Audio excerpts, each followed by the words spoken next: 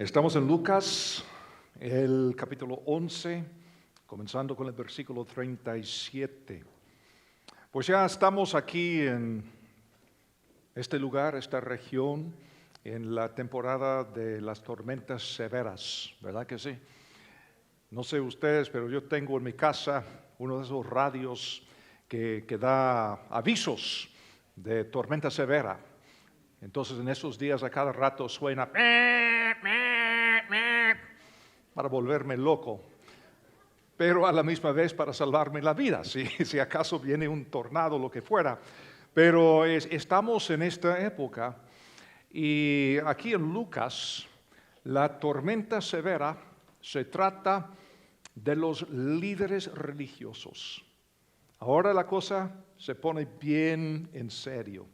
Y qué coincidencia, porque estoy enseñando también Lucas los domingos en la mañana, pero en la mañana los domingos estamos un poco adelantados, mucho, pero por coincidencia este domingo estamos comenzando una nueva serie en Lucas capítulo 20 que trata precisamente de lo mismo, el problema de los líderes religiosos. Porque fíjense, el obstáculo más grande para el reino de Dios son no los borrachos, no las prostitutas, no los drogadictos, no los ladrones, sino los religiosos. Ahora, no las personas sumamente espirituales y bíblicas, sino los religiosos que dan la apariencia de seguir a Jesucristo, pero en realidad están espiritualmente muertos. Y en particular, los líderes religiosos. Jesús buscó a los que no encajaban, a los oprimidos, a los marginados de la sociedad, a las prostitutas, los publicanos, no excusando su pecado, por supuesto, sino ofreciéndoles una manera de andar y no pecar más. Y Jesús guardó sus palabras más fuertes para los líderes religiosos. Fíjense, gente como yo. Pero es la verdad. Es la verdad. En los días de Jesús, muchos de estos líderes militaban en las filas de los fariseos. Los fariseos eran laicos que se habían comprometido a vivir conforme a las Escrituras. Ahora, en el próximo estudio hablaremos acerca de los escribas, quienes eran los teólogos del día.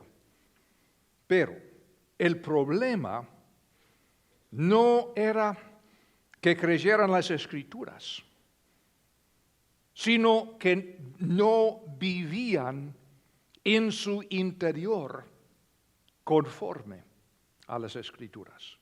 Y encima, a las Escrituras les habían añadido sus propias reglas. Y Jesús dice algunas cosas pero muy fuertes en este pasaje. Y quiero dejar algo muy en claro. El asunto aquí no es criticar a personas como ustedes y como yo que asistimos a la iglesia, creemos la Biblia. Esto no es el problema, sino que el asunto es recordarnos que nosotros somos capaces, tú y yo somos capaces de asistir a la iglesia y creer la Biblia y aún así caer en la trampa de ser religiosos y sentirnos orgullosos de serlo, en lugar de humillarnos por la gracia de Dios y sentir la carga de compartir su amor y su gracia con los demás. Así que cuando hablo de los religiosos, no necesariamente me refiero a ustedes y a mí, sino que sencillamente quiero decir que yo no quiero ser como ellos. Pero soy capaz. Y todos nosotros. Ahora, vale la pena observar que no todos los fariseos eran como los que Jesús describe aquí. Algunos creyeron de verdad, algunos teólogos también, pero la gran mayoría forman el obstáculo más grande para el reino de Dios. Y Jesús frecuentemente pone al descubierto a los religiosos como farsantes. Aquí Lucas 11, versículo 37, vamos a ver el pasaje, lo que dice. Luego que hubo hablado, le rogó un fariseo que comiese con él. Y entrando Jesús en la casa, se sentó a la mesa. El fariseo, cuando lo vio, se extrañó de que no se hubiese lavado antes de comer. Tenían todo un sistema con mucha ceremonia. O sea, no es simplemente lavar las manos, es muy complicado, muy completo el sistema. Porque tanto se preocupaban por su pureza exterior, que todo esto fue un show, un espectáculo de su pureza. Dice aquí, luego que hubo hablado. Es decir, esto hace una conexión con lo que Jesús dijo acerca del ojo maligno y la luz que son tinieblas, que vimos la vez pasada en los versículos 33 al 36. Ahora, no es la primera vez que Jesús ha sido invitado a comer en casa de un fariseo. Vimos algo parecido en el capítulo 7. Y como digo, una ocasión dada a mucha ceremonia. Ahora, ¿recuerdan ustedes cómo funciona esto? En esas ocasiones todos se recuestan sobre su costado izquierdo, alrededor de la mesa baja, y comen al estilo familiar con la mano derecha, solamente con la mano derecha y sin utensilios, así con la mano nada más. Entonces, en esta ocasión muy solemne, con todas las personas importantes en la casa del fariseo, el Señor Jesús mete su mano de carpintero en la ensalada, sin haberse lavado. Y todos están escandalizados. ¿Qué? ¿Cómo es posible esto? Fíjense, Jesús sabe lo que está haciendo. Él todo lo sabe, ¿verdad? No es que el Señor estaba, ¿qué estaba pensando? Se me olvidó lavar las manos. No, Él sabe precisamente lo que está haciendo. Es decir, que es algo que lo hace muy intencionado. En el Antiguo Testamento, en la ley de Moisés, hay 613 leyes específicas. Mucho, ¿verdad? Pero ¿saben qué? Esta de lavarse las manos no es una de ellas. Jesús está quebrantando una regla de hombres, de religiosos, de cultura, de preferencia. No está violando las Escrituras. El verdadero problema de los religiosos es lo que dijo el Señor en el estudio anterior. Su luz son tinieblas. Creemos la Biblia, toda la Biblia. Jesús también. Él vino a cumplir la ley y Él vino a mostrar que toda la ley estaba simbolizando por cosas exteriores lo que Él iba a hacer en el interior. Poner la justicia de Dios en nuestro interior. Ahora, esta justicia interior no es una idea nueva, de ninguna manera. Y se expresa con claridad en el Antiguo Testamento. Por ejemplo, 1 de Samuel 16:7. 1 de Samuel 16:7. Y Jehová respondió a Samuel: no mires a su parecer, ni a lo grande de su estatura, porque yo lo desecho. Porque Jehová no mira lo que mira el hombre, pues el hombre mira lo que está delante de sus ojos, pero Jehová mira el corazón. Por eso aquí en Lucas 11, el versículo siguiente, el versículo 39, pero el Señor le dijo: ahora bien, vosotros los fariseos limpiáis lo de fuera del vaso y del plato, pero por dentro estáis llenos de rapacidad y de maldad. Necios. El que hizo lo de fuera, ¿no hizo también lo de adentro? Fíjense, Jesús les llama necios. Y en la Biblia, un necio es aquel que se niega a creerle a Dios, y el rechazo que muestra a las palabras de Dios cultiva un comportamiento malo y dañino. Esta es la condición de los fariseos. ¡Qué contraste! En el versículo 39 enfocamos al Señor. En el versículo 40, necios. Y este es el contraste que tenemos acá. Y Jesús presenta dos objeciones. Primera, ellos se preocupan más por la pureza ritual exterior que por la integridad interior. Y en segundo lugar, en su interior, estos tipos están inmundos. Mientras que el exterior se vea bien, pensaban ellos, no hay que preocuparse por la contaminación interior. Precisamente como muchas personas que fielmente asisten a la iglesia cada domingo y cada miércoles. Mírenme, estoy bien, todo se ve bien. ¿Y qué pasa con lo de adentro? Ese es el problema.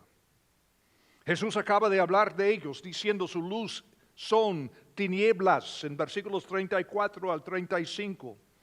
Y es evidente que Jesús tiene muy poca paciencia o respeto por los religiosos, pero aún así les da la oportunidad de arrepentirse. Y por eso en versículo 41 dice, pero dad limosna de lo que tenéis, y entonces todo os será limpio. Ahora fíjense, limosna de lo que tenéis. No se pierda lo que Jesús está diciendo y lo que está haciendo. Jesús está redefiniendo la pureza en este versículo. La pureza de los fariseos dividía a las personas. Ellos decían, yo soy santo y tú no. Podemos ver lo mismo en muchas iglesias hasta el día de hoy, ¿verdad? Yo soy santo y tú no, pobrecito. Que no eres tan santo como yo. Pero Jesús, al contrario, trae una pureza que nos hace todos igualmente limpios en el exterior y también en el interior. Y que se ofrece a todos. No solo aquellos que juegan conforme a las reglas invitadas por los mismos religiosos. Esto es lo que Cristo nos ofrece. Y por eso Jesús redefine el dar como prueba de la pureza verdadera y bíblica, cuando habla aquí de la limosna, que a propósito fue una parte importante de la perspectiva mundial de los judíos del primer siglo.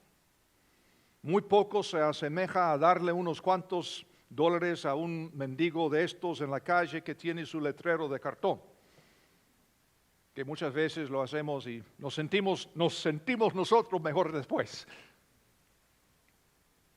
Existía entre los judíos un protocolo social riguroso y diseñado para cortar la distancia que separaba a la élite de los que padecían necesidades genuinas. Y honestamente nosotros que hemos vivido en la América Latina también hemos vivido una cultura muy parecida a veces, cuando la limosna es genuina y cuando damos de lo que tenemos y no solamente para dar apariencia.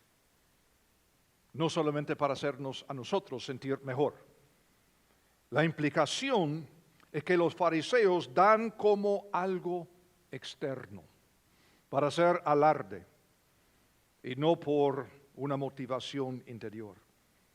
Así que Jesús les desafía a dar lo que verdaderamente poseían, y no meramente diezmar algo de su colección de especias. Como podemos ver en el versículo siguiente, el 42, cuando dice, mas hay de vosotros, fariseos, que diezmáis la menta y la ruda y toda hortaliza, y pasáis por alto la justicia y el amor de Dios. Esto os era necesario hacer sin dejar aquello. El uso que damos a nuestras posesiones es prueba de los valores del reino de manera tangible. Es decir, los valores del reino son mucho más que palabras. Es algo que se puede ver en nuestras acciones y sobre todo lo que hacemos con nuestro dinero, nuestras posesiones. Y para nosotros la aplicación es sencilla. El uso que nosotros damos a nuestras riquezas y posesiones, ¿cómo pone de manifiesto los valores del reino de Dios que nosotros guardamos? Estos religiosos estaban pensando que por diezmar de sus plantas, sus especias, era gran cosa, cuando en realidad la idea fue: no puedo comer de algo que no ha sido diezmado. O sea, no estaban pensando en lo que daban al Señor, sino guardar la apariencia de pureza por afuera. Y por eso, como digo, un gran show, un gran espectáculo. Ellos no se habían propuesto convertirse en personas contaminadas en su interior. No comenzaron así. Se habían propuesto a creer las mismas escrituras que nosotros afirmamos creer y amar a Dios. Pero en algún momento, en este proceso, dejaron de distinguir entre lo que son preferencias personales y culturales y lo que es la verdad bíblica. Empezaron a añadir sus propias reglas e interpretaciones y a darles el mismo peso que a las Escrituras. Nos dejamos llevar por las reglas y las metodologías externas y tenemos problemas. Por eso cuando hablamos de lo que es ser discípulo, hablamos de este factor de un compromiso a seguir creciendo en lo personal. Porque honestamente yo creo que la gran mayoría de estos fariseos comenzaron bien. Comenzaron queriendo conocer las Escrituras y conociendo lo que es amar a Dios y amar al prójimo y toda la cosa, y en el proceso dejaron de crecer. Y comenzaron a enfocar lo exterior, el control de la gente por su posición, su título y todo lo demás. Cuanto más se enfocaban en lo externo y sus propias reglas, preferencias y apariencias, tanto más crecían, fíjense, las tinieblas en su interior. Y cuando nosotros igualmente, no importa si estamos aquí cada día, no importa si estamos estudiando la Biblia 3 horas cada día, orando 3 horas cada día, testificando 3 horas cada día, no importa. Cuando nosotros dejamos de crecer en lo personal, lo que crece son las tinieblas adentro. Y las mismas personas religiosas pueden llegar a ser capaces de entregar a la muerte a su propio Mesías. Y esto es lo que vamos a ver acá. El asunto es lo que menciona Proverbios, capítulo 30, los versículos 5 al 6, diciendo que no hemos de añadir ni quitar las palabras de Dios. Y estos religiosos tienden a hacer ambas cosas. No solo por añadir sus propias preferencias y reglas, sino por pasar por alto aquellas porciones de las Escrituras que no van de acuerdo con sus esquemas y sus ideas. ¿Por qué es que el Señor dice que estos religiosos son necios? Primero, su enfoque es incorrecto, versículo 42.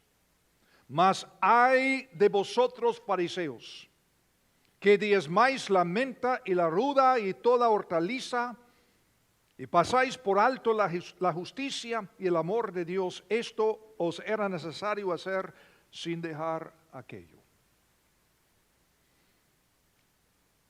Aquí en este pasaje estamos viendo tres ayes, un ay en las Escrituras. Es un anuncio verbal de un juicio venidero. Y lo que tenemos aquí es muy fuerte.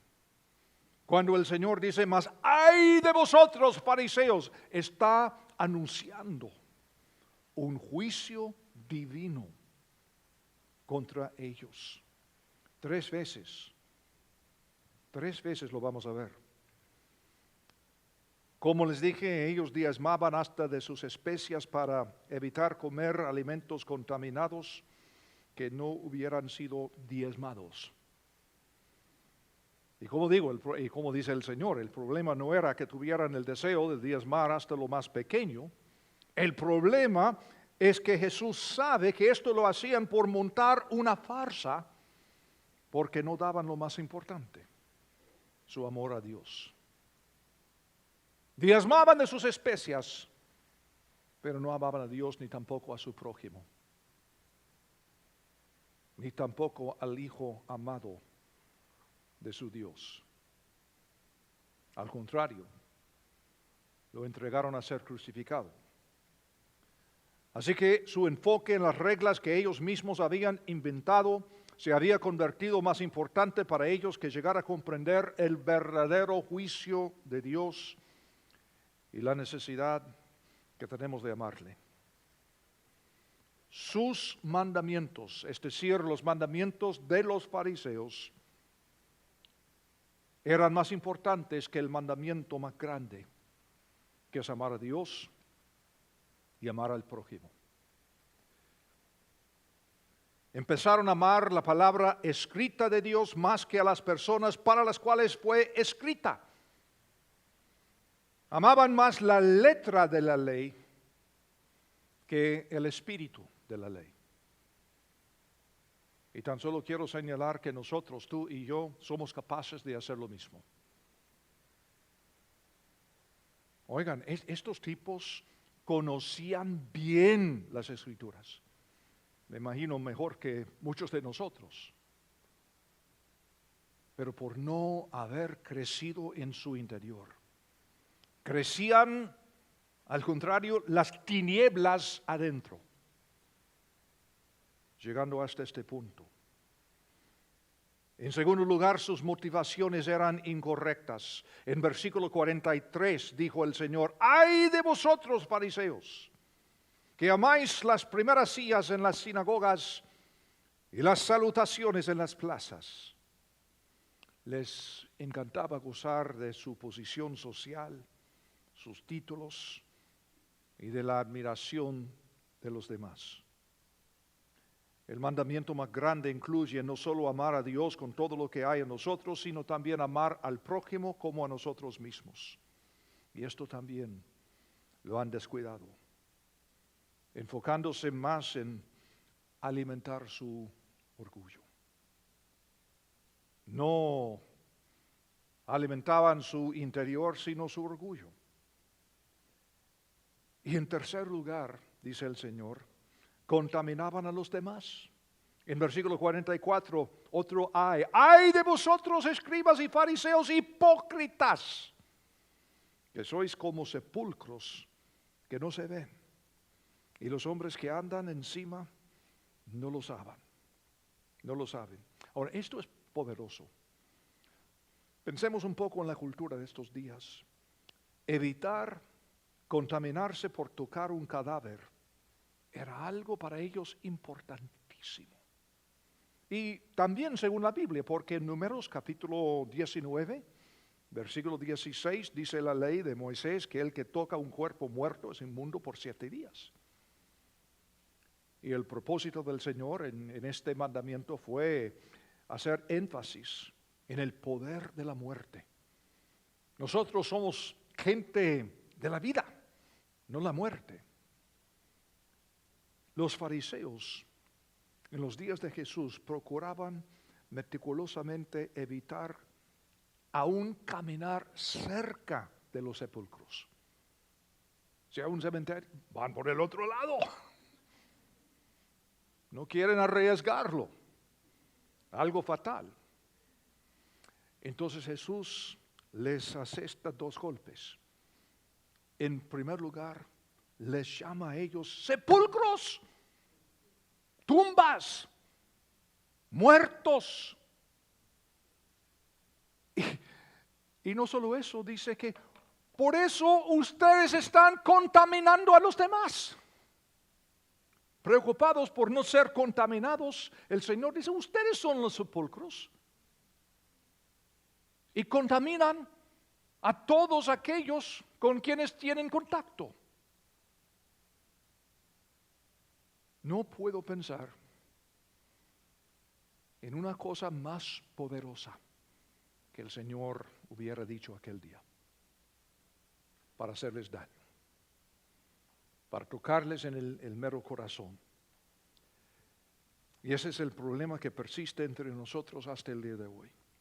Los religiosos que afirman seguir a Jesús cuando están espiritualmente muertos y contaminan a los demás, inoculándolos contra el Evangelio, porque su luz son tinieblas en realidad. Es posible que alguien hiciera lo mismo aquí mismo en esta iglesia. Y como digo, no estoy pensando en mi persona ni la tuya, pero estoy diciendo que es una realidad y no quiero ser como ellos. Pero hay y ha habido personas en esta iglesia que siempre están aquí todos los cultos, todos los domingos, y con su exterior muy limpio, hasta líderes, pero por no crecer, sino por las tinieblas que tienen adentro, dan apariencia de luz a las personas que vienen buscando a Dios y terminan tan muertos como ellos. Es el obstáculo más grande para el reino de Dios. Líderes religiosos que no son puros de verdad por adentro. Entonces, ¿cómo seguir a Jesús sin ser uno de ellos, sin ser religioso? En primer lugar, hay que tener un arrepentimiento verdadero. Hay cambios cuando ponemos nuestra fe en Jesús. El arrepentirse es un cambio. No por obras, sino por la gracia de Dios dentro de nosotros. Él nos busca, Él nos transforma. Pero el resultado de una fe verdadera es un cambio, puro y sencillo. Hay cambios cuando ponemos nuestra fe en Jesús. Y esto no enseña, como digo, que hay que hacer obras o ganarse la salvación, no es eso. Simplemente estoy diciendo que hay evidencia de arrepentimiento o cambio genuino. Este es el nuevo nacimiento. Vaticinado en el Antiguo Testamento y convertido en realidad por Jesucristo en su muerte, su sepultura y su resurrección. En segundo lugar, nunca dejes de crecer en tu interior. Los fariseos en su mayoría, como les dije, probablemente empezaron bien, buscando conocer a Dios y las Escrituras, pero en algún momento se enfocaron más en sí mismos que en Dios. ¿Cómo se ve tu exterior? ¿Tienes una imagen impecable porque sigues todas las reglas? Bueno, ojalá que sigas las reglas, ¿no? Pero las reglas de Dios o las reglas que los hombres han inventado, hay una diferencia. Y cuando dejas de crecer, pierdes la capacidad para distinguir entre lo que es la verdad bíblica y lo que es la cultura, lo que son las reglas de los hombres. Es interesante cómo piensa la gente. Hay personas que son mis amigos en Facebook, ni sé quiénes son. Tengo casi 4,000, no sé quiénes son esas personas. Pero quizá me escucharon en una conferencia o lo que fuera, y a cada rato alguien me está enviando un chat, un mensaje ahí en Facebook, queriendo que yo sea árbitro en alguna disputa que tienen, o con su cónyuge, con su pastor, con su vecino, con lo que fuera. Bueno, hermano, ¿qué de esto? Y casi siempre son personas que no entienden lo que acabo de decir. Todos sus argumentos y disputas tienen que ver con reglas, preferencias, todo inventado por hombres. Y muy pocos quieren saber lo que dice la Biblia. Entonces están buscando alguna autoridad. No saben, ¿verdad? Para decir que sí o que no. Y no puedo. Mi respuesta es la misma siempre. La respuesta es lo que diga su pastor. Hable con él. Sí, y muchas veces la disputa es con él. Está bien. En tercer lugar, y esto sí es importante, haz discípulos. Esta es la misión que tenemos. La misión no es andar como los más puros. La misión es hacer discípulos. Y este es el enfoque que resulta de vivir el mandamiento más grande. ¿Cómo es que vamos a amar a nuestro prójimo como a uno mismo si no estamos dispuestos a compartir la vida que tenemos en Cristo Jesús? Esto no se llama amor. Se llama egoísmo. Se llama odio. Cuando no estamos dispuestos a compartir la cosa más importante en la vida. Y por eso siempre decimos aquí en Graceway que el enfoque es el hacer discípulos. Sí, tenemos muchas oportunidades para hacer esto, hacer el otro, pero si el resultado final no es la multiplicación de discípulos, entonces no estamos haciendo muy bien. Y cuando nosotros estamos enfocando la misión, esto es lo que nos protege para no convertirnos en personas como los fariseos. Arrepentimiento genuino, es decir, tener una fe en Jesucristo que es auténtica. Seguir creciendo, todos los días, creciendo, mejorando, profundizándonos en el Señor. Y en tercer lugar, de verdad, hacer discípulos. ¿Quiénes son tus discípulos? ¿Quiénes te siguen? Una cosa es ser miembro de una iglesia que hace discípulos. Otra cosa es hacer discípulos. Son dos cosas muy diferentes. Miren lo que estamos haciendo discípulos. Ajá, ¿y dónde está el tuyo? Esta es la pregunta. Yo no quiero ser como ellos. Y espero que tú tampoco. Padre Santo, gracias te damos por la claridad de nuestro Señor Jesucristo.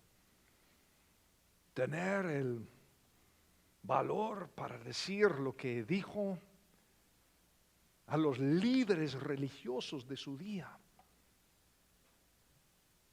Señor, no quiero convertirme en uno de ellos. Quiero conformarme más y más a la imagen de mi Señor. Señor, en toda humildad, enséñame qué hacer